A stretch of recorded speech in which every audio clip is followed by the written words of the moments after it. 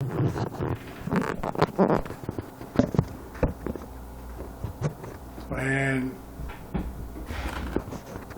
in First Corinthians, it took me to First Corinthians chapter 5, starting at verse 6. I believe it is. Let me see. And what it's talking about here is there's fornication, some things going on in Corinth that shouldn't be happening. And so then Paul says in verse 6, your glorying is not good. Know ye not that a little leaven leaveneth the whole lump? And now listen to what else he says, because I just want to read this.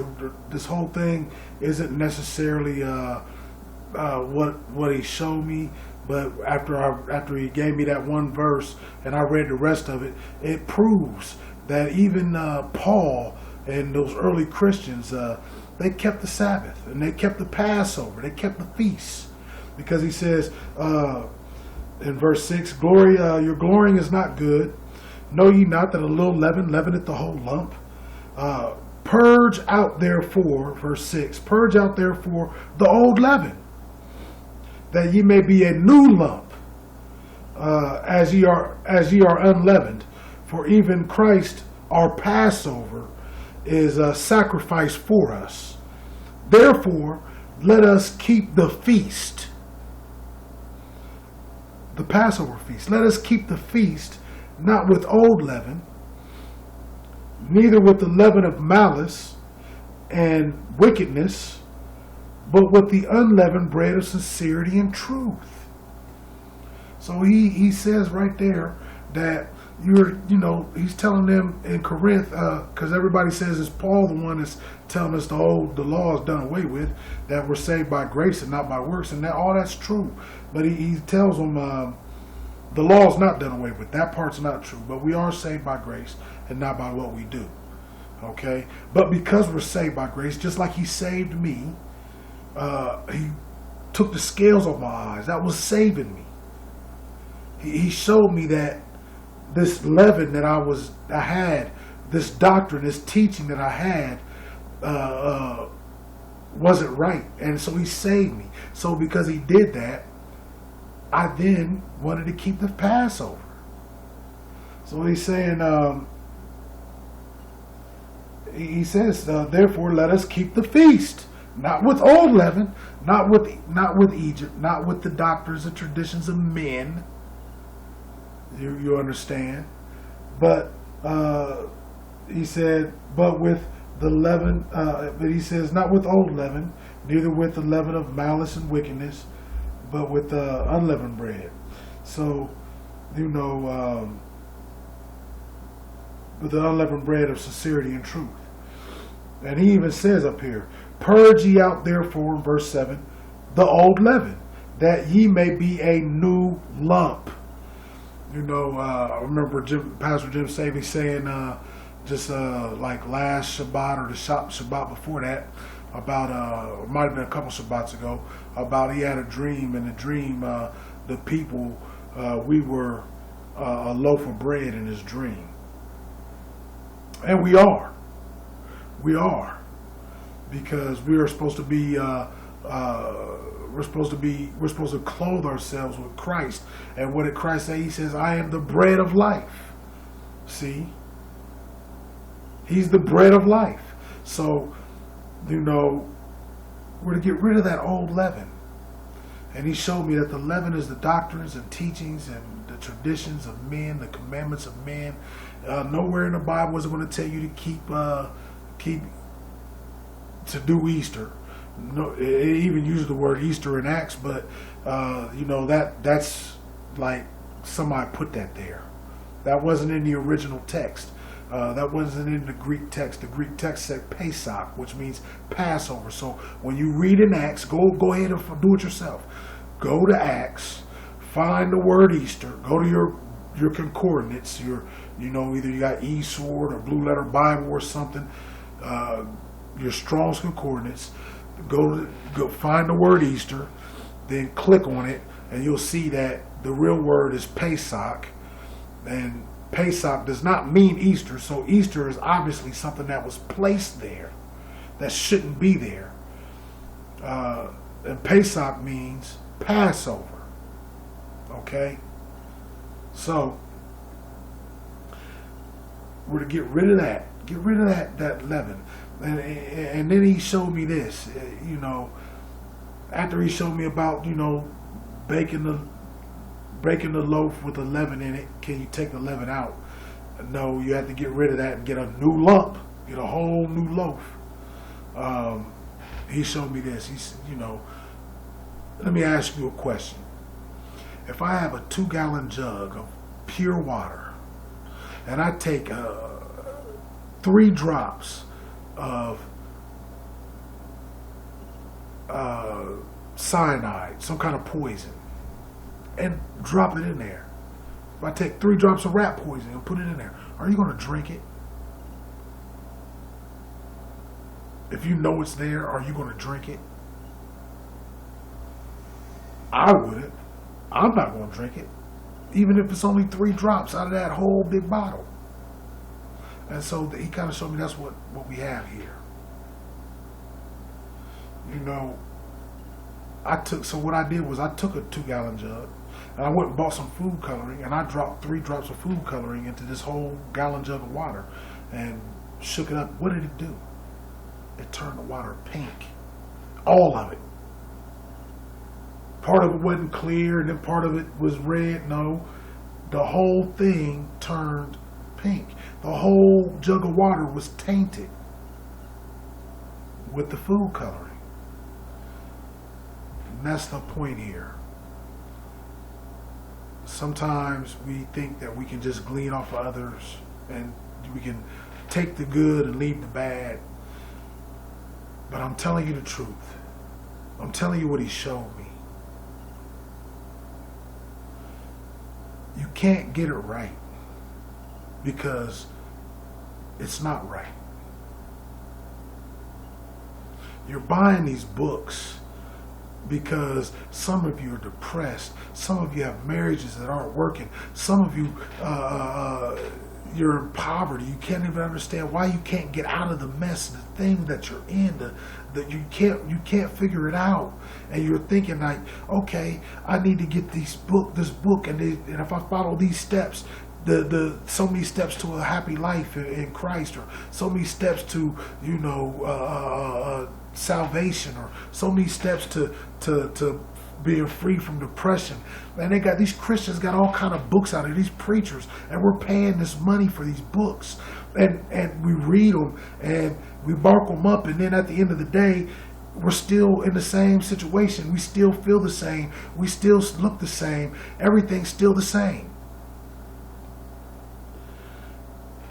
And it's going to be like that because all it takes is a little leaven, at the whole lump. 3 drops of that food coloring turned all the water pink. And I just showed you. I just told you about the Sabbath and what the Father led me to. And you can look that up yourself. It's the Council of Laodicea.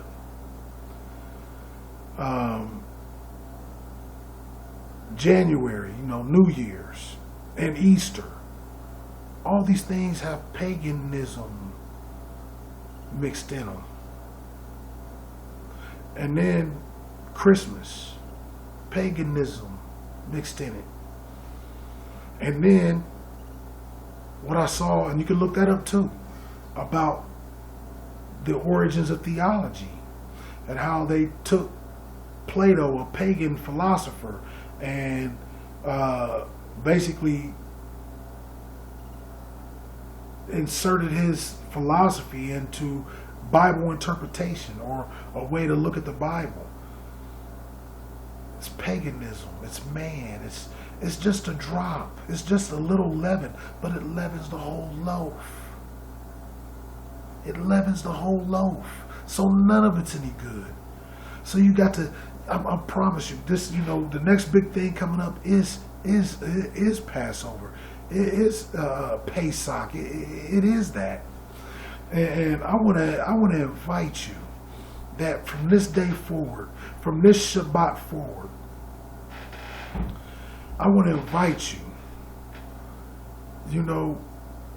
to start keeping the Shabbat. Go on your Bible and study what the Sabbath is and start keeping the Sabbath. And then when Passover comes, get your family together and do that Passover. Study how to do Passover and do it the way it is in the Bible. When I first did it, and I was doing this Bible study in the shelter downtown in Columbus, and I was doing a Bible study in the shelter and with some other guys, and I went and told them guys that I did the Passover. They said, "You do the Seder? You do the Passover Seder?" No, I didn't. Don't do it how the Jews do it. That's not what we're supposed to do it how the Father tells us to do it. You can't make a mistake if you do it the way the Bible tells you to do it. And there's elements of paganism in the Passover Seder. I mean, I'm not saying it's bad. It's a good thing. But there's elements of it in there. In some of them. I don't know about all of them, but there's elements of it in there. So what I'm suggesting is don't go asking your pastor or the rabbi or whatever how to do this. I'm asking you to get on your knees, fast and pray, and seek the truth and find out for yourself how to do this. You're out there wondering why these books and these preachers, T.D. Jakes and all these life coaches aren't changing your life. It's because there's a little leaven in this lump, and the whole thing is bad. So come to Passover, partake of the lamb, gird up your loins, and put on your shoes. Partake it with your loins girded and your shoes on and your staff in your hand, and get ready to run out of Egypt. Get rid of all that old leaven. Get rid of all them books. Get rid of them. All those books and theological googly gook, gunkly gunk, junkety junk. Get rid of it. Throw it out. Burn it. Get rid of that Christmas tree. Throw it out. Burn it. Those Easter baskets, burn them. Get rid of it. And come to the Father with a sincere heart, seeking truth. He says what? He says, but partake of the unleavened bread of sincerity and truth. Come to the Father with sincerity, seeking truth. And I forgot to tell you this in the beginning, but the whole reason why I started fasting and praying that day was one reason. I read it in 2 Thessalonians, talking about the end times, talking about when the Antichrist comes, right? And it says here in 2 Thessalonians chapter 2, okay,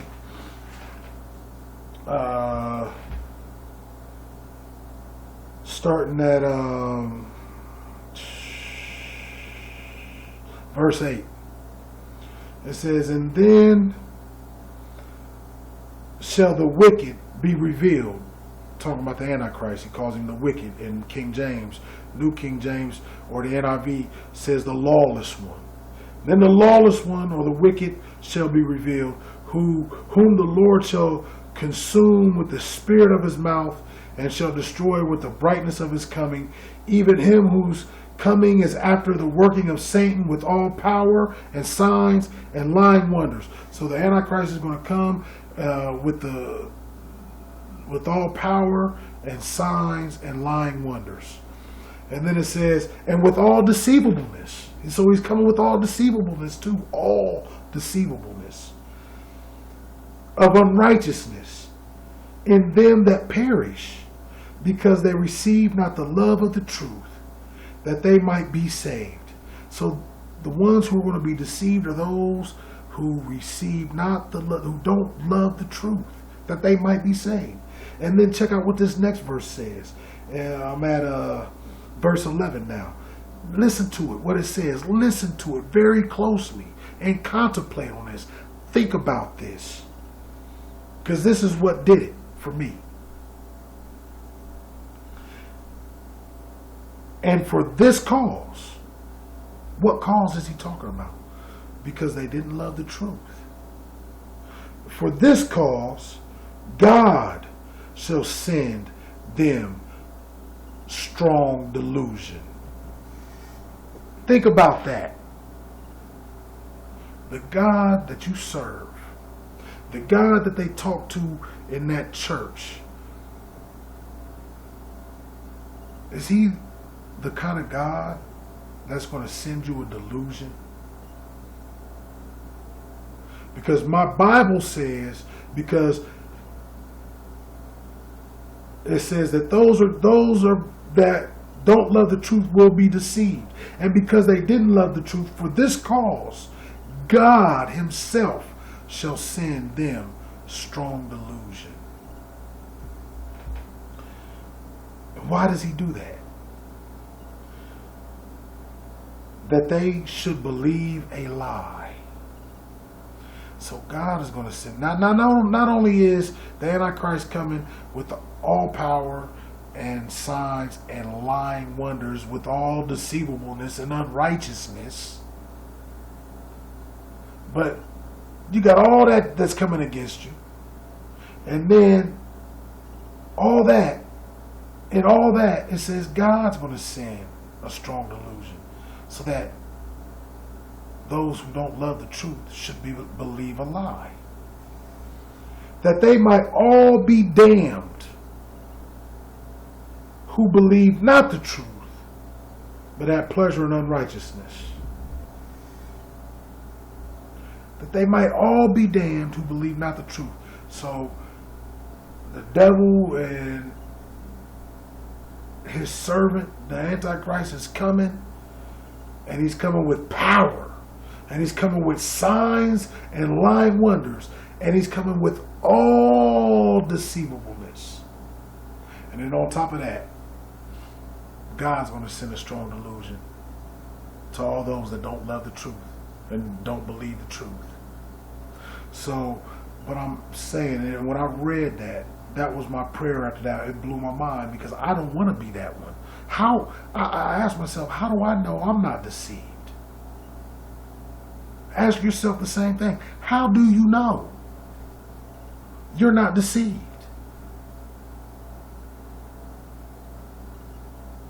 How do you know you're not going to be one of those that get deceived?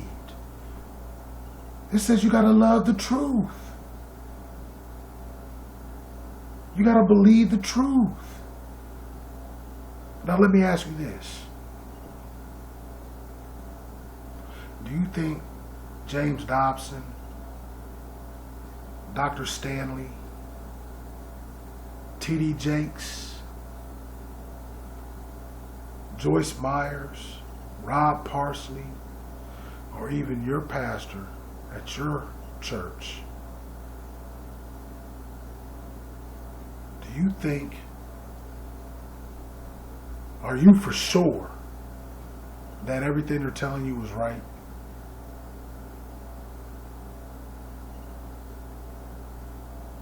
Can you really put your life into another man's hands? I don't want to be deceived in that last day, because it says that they're going to be damned. There's no hope for the one who gets deceived. So what I'm saying is,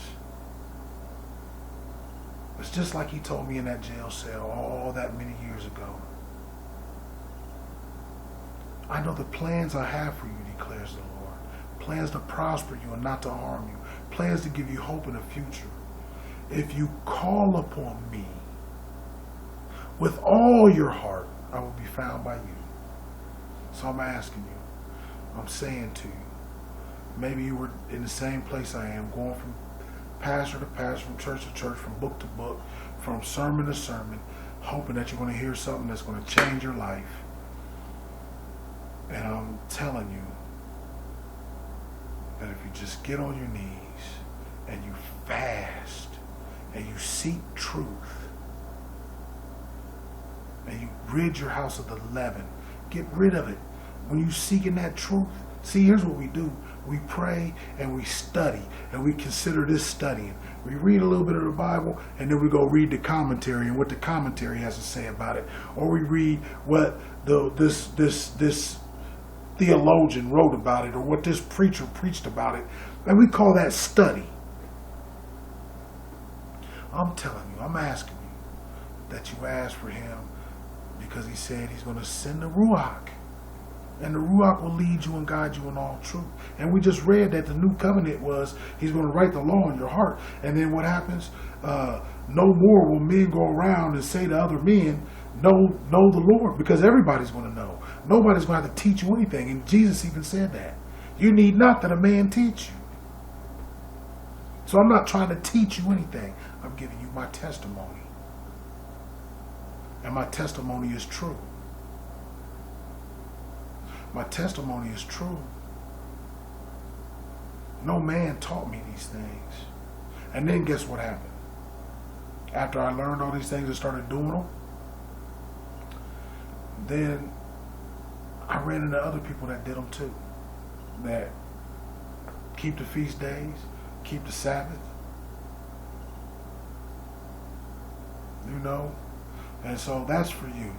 And for my Hebrew brothers and sisters out there, I want to encourage you behind what I said. And I want to ask you to get all the leaven out. We can't mix these two. These two can't be mixed. You know yourself that the law says you can't plow a field with a donkey and an ox. So you can't do both. We can't put wool and linen together. You know, so we know that's what the Torah says. And so I'm asking you because I see it. And I see it. I even see our services in the Hebrew assemblies. They resemble the same way that the churches do it. This ought not be. We do tithes just like the churches do it, but the Torah has prescribed a way to tithe and what we're to do with it. And I'm going to go into that kind of stuff later on because most of you know I posted this thing called a blueprint on my Facebook page. And so what I want to do is, now that I'm going to have the opportunity to make these videos, I never tried it before, and believe you me, they won't be this long. This is the first one, and it's my testimony, and you have to walk with me. You know, that's another problem.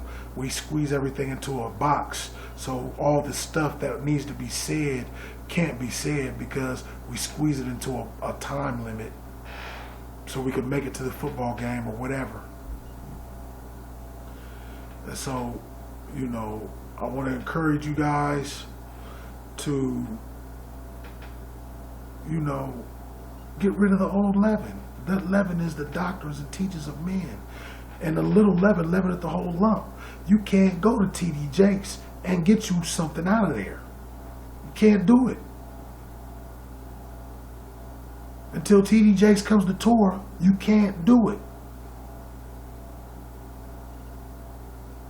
So, you know, let's stop mixing it. Let's stop mixing it. That's what Babylon means. See, they built Babylon, and all you in the Hebrew movement knows that you know what Babylon is.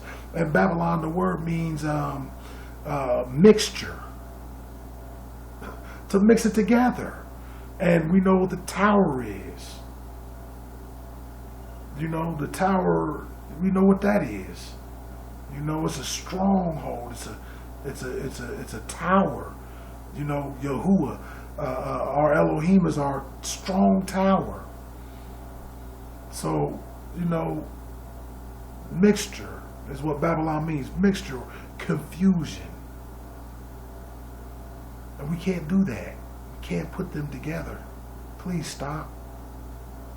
Please stop. And let us just, you know, partake in the pure word and the pure truth. And forget about this philosophies and doctrines and theologies of men, of the church, of that way. I'm asking you. So I'm done for tonight. I know it was long, but I hope it blesses somebody. Because I've been where you're at. I read books, went to preachers. I've been where you're at. And I'm asking you to just look into what I'm showing you. Consider it. Look into it. Find out where these doctrines and teachings come from. Find out where this teaching about the rapture comes